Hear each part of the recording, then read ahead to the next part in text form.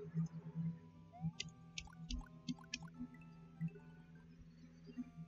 everyone, today I wanted to talk about how I went about making my VLDC12 level. Now, in the previous two VLDCs that I participated in, X and 11, I created levels that had tons of gimmicks in them, and they turned out very badly. So this time around I thought I'd do something very simplistic, no gimmicks or maybe just one, and I decided to theme it based on an already existing thing, rather than try and make my own theme and get too ballsy with it. Anyway, I based it around Steam Gardens since it was one of my favorite levels in Super Mario Odyssey. When you first enter the area here, you'll see, well, there's not much around you, other than that there's a way you can go left and a way you can go right. This background here I'm actually really proud of. I kind of made it in a way so that the dome structure in the back is a close enough color to the background as to when you're just playing it normally, you barely notice the cutoff there. So you're just running around, playing through the level, and it's very hard to tell when you're just playing through it normally. So if they go to the left, they'll see there's nothing over here. They can jump around a bit, and look at that, hidden coins. The player will probably look at that and think, oh, that must mean there's others around here that are invisible too. They go to the right, they got some Rexes they can jump on, and they have the first moving pipe here that they can take up to these blocks. Alright, here's another thing that I made sure is pretty important in the level. These are Chuck's rocks that I reskinned with a pumpkin head on them. I wanted to integrate this throughout the level as its own enemy, but I thought that if a player looked at it, they probably wouldn't know, oh, I got a spin jump on that and I can't jump on it. So what I did instead was I placed the digging chuck at the beginning and made him dig one up. Had the player occupied long enough to be able to dig one of those up, and when they saw it, they would think, oh yeah, that's a Chuck's rock, I got a spin jump off of that. So whenever you see one of those throughout the rest of the level, you will know you need to spin jump off of it. Oops. Now this is a gray block, which I actually made out of turn blocks. I had to develop the level in a way so that you can't ever hit it from below. Anyway.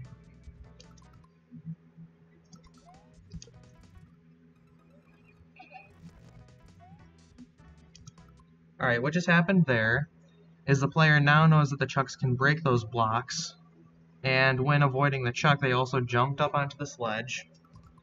They'll move over here to jump back down, and they'll see this. Instead of hopping down, they'll probably go on this first. There's some coins down there they can collect if they want. I'm not going to go for it.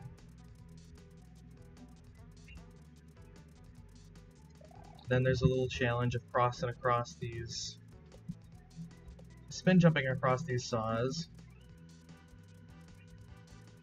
and it leads you to a moon. They'd probably think, oh, it'll give me 3 lives, and it turns out to say Yoshi coin. Assuming that most people have played Super Mario Odyssey already, they'll already have known about how the moons work, and they'll think, oh, there must be multiple of these to collect throughout the level. And then they'll already go around looking for the moons in order to be able to complete the level with them all.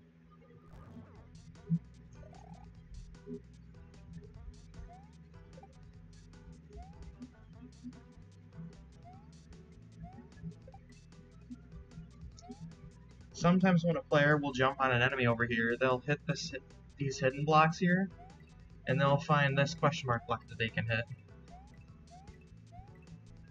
However, if they're perceptive enough, they'll also notice that that up there is a walkable ledge. If they jump up there, they get some coins. There's also this, if they respawn in the level and want to head back. They can jump over that, and there's some hidden coins there too.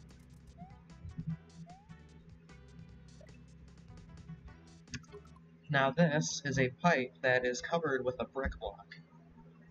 You probably don't know that you can spin jump on it yet if you haven't been paying attention. If you don't have like a huge idea of how map 16 works in vanilla Super Mario World. So you'll probably just keep wandering off, and then you'll see, oh, there's a way to break these blocks from on top, and it will lead to a pit. And then here, a split path where the player can either go upwards or they can go down into the water to get coins.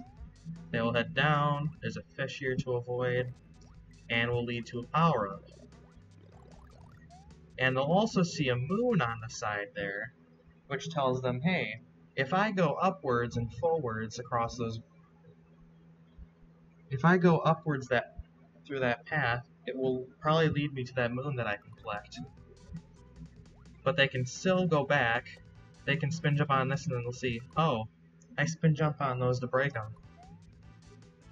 And then they can use that to get down here. We'll go in the pipe and enter the deep woods area. There are a couple slopes here that aren't like a big obstacle or huge part of the level or anything.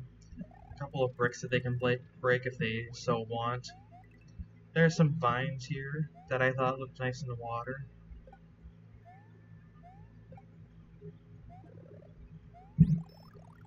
Just a little bit of easy, simple platforming.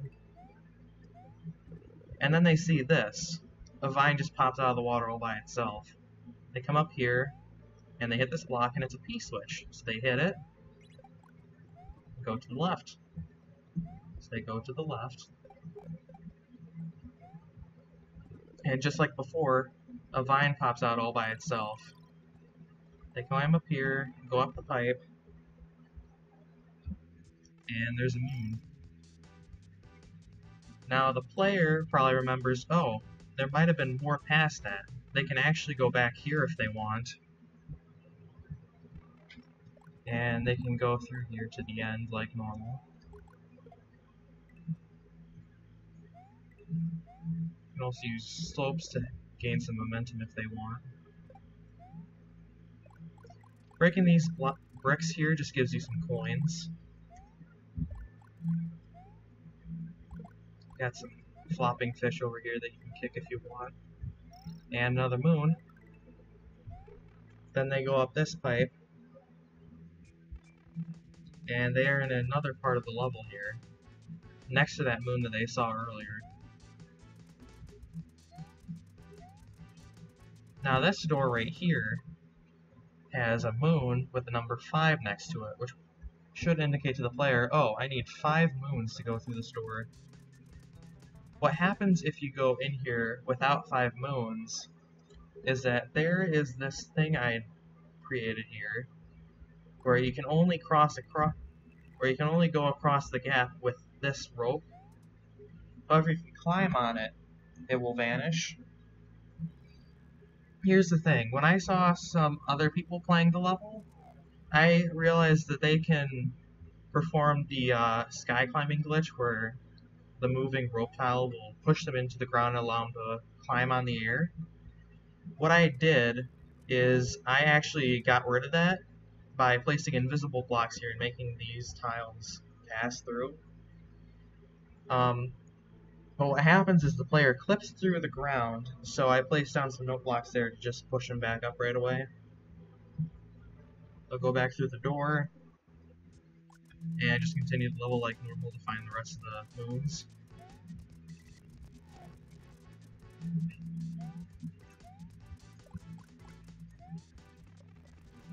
Now, I'm not starting this part yet. Alright, hang on, let me...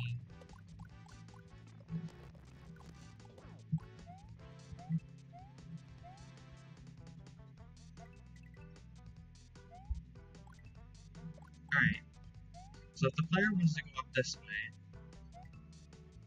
go past this, and charging chuck, they can also spin jump over this normally. A lot of players will tend to spin jump over the chucks. If they're big, they will land on those bricks and notice as well, oh, you can break those if they didn't do that with the Chuck's rock earlier. And if they try and jump over the Chuck here, they will hit the question blocks here that allow them to, again, hop over this if they spawn by the midway. Now here's a puzzle that I made involving the Chuck. The player already knows that they can get the Chucks to break the brick blocks.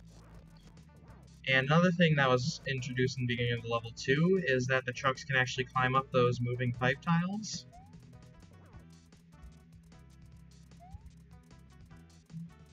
So what you then do in this part is you would lure the Chuck up to the platform here and get it to break these blocks to reach the moon.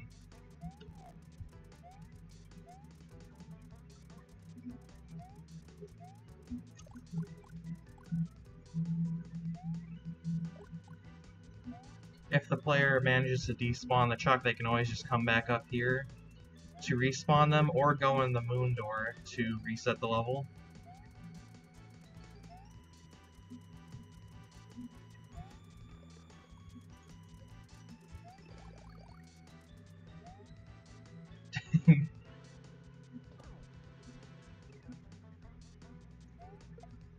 Whoops.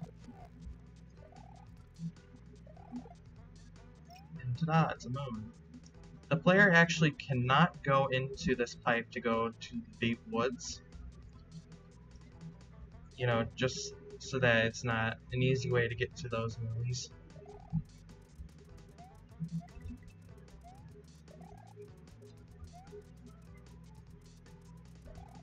Just this little area here to hop down if you really want to. Midway.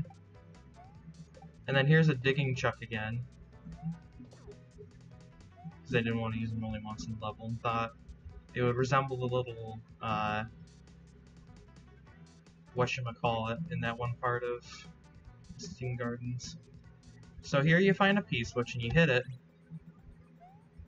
And there are question mark blocks that lead up to this, with a platform up above. The player would probably try hitting these and collecting the coins. And if they don't collect the coins, they'll notice, oh, those stay here after hitting them. So then you hop up here, and now you can access the moon that's up on top. Now if they hit them in a way that they couldn't get up there, they can always go in this moon door and just start it over again. Like so.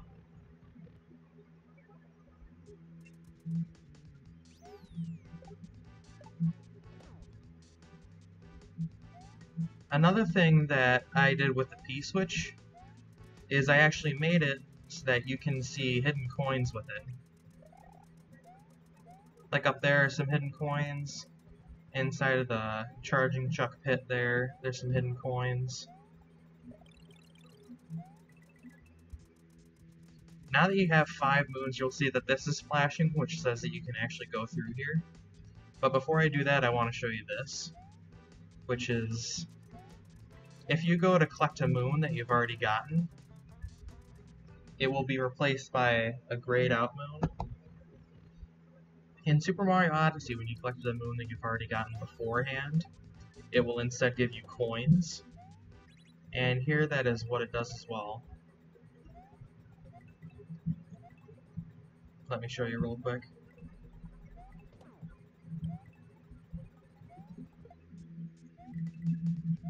So the bottom tile is a coin, and when you go up to collect the rest of it, it is a multi-coin block.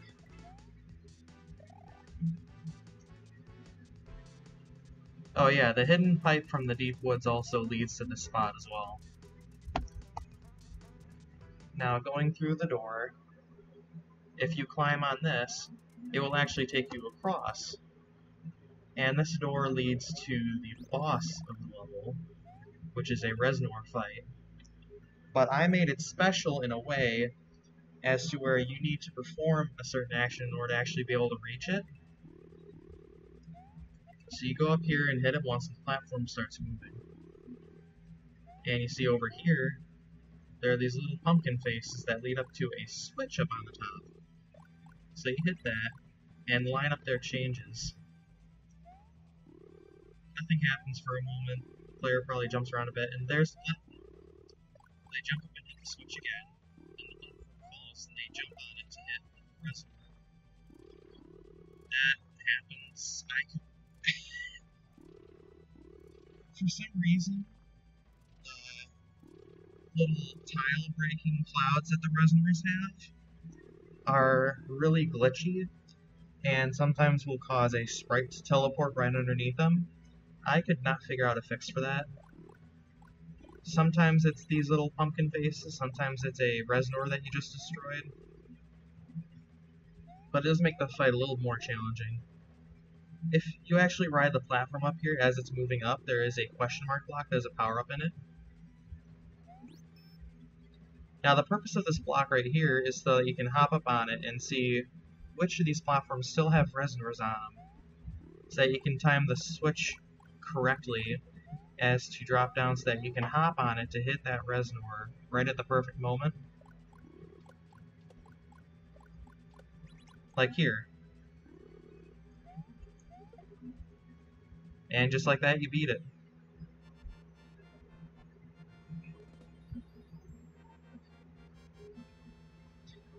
I would say that the boss fight of the level was the most annoying thing to have to deal with, because the clouds will actually destroy all tiles on layer 1 when they touch them, so I had to place a bunch of tiles on layer 2, and for some reason, with the amount of sprites that were in the level, it would not actually let you hit the switch and activate it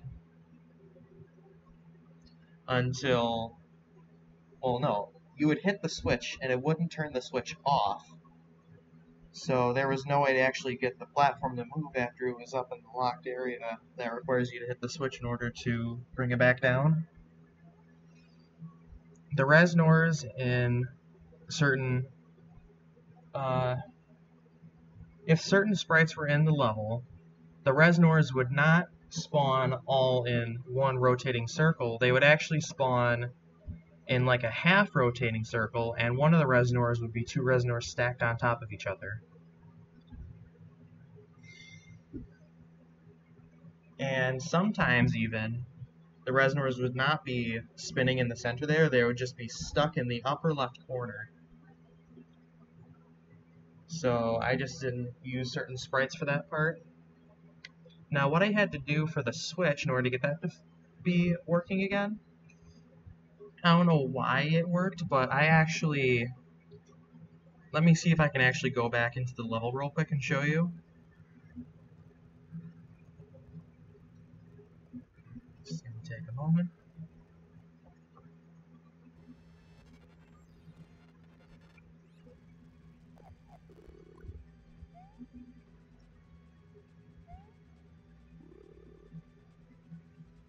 Another thing that happens when you're up here is that the Reznors will shoot fire at you.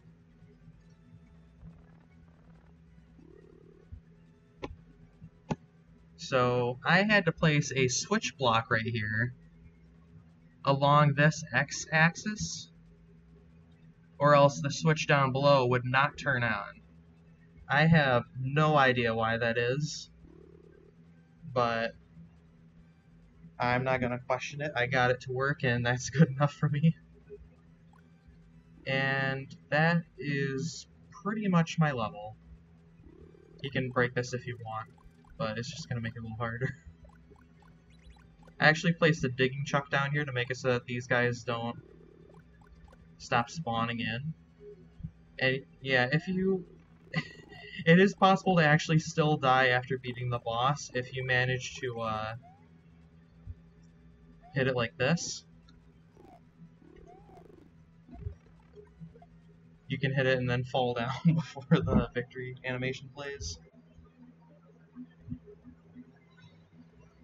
And that was my level. Thank you for watching this. I hope I can actually manage to make other levels as good as this one.